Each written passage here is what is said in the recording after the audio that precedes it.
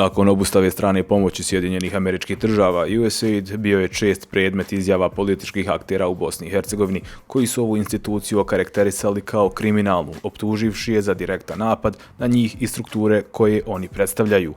Sve ono što je došlo u Bosnu i Hercegovinu koristilo se isključivo kako bi bila napadnuta Republika Srpska, kako bi bili napadnuti građani Republike Srpske i kako bi bilo napadnuto rukovodstvo Republike Srpske na prvom mjestu sa predsjednikom Republike Srpske Miloradom Dodikom.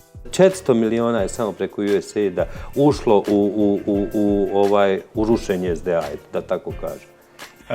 Preko 40.000 ljudi je financirano u Bosni i Hercegovini sredstava USAID-a, što govori da su oni kupljeni za određene političke aktivnosti i da su na taj način mobilisani da bi se mogli provesti proces koji su u najboljoj funkciji, naravno, američkog bolesnog ambasadora i njegovih namjera da ovdje namjesti izbore i da kontroliše sve procese.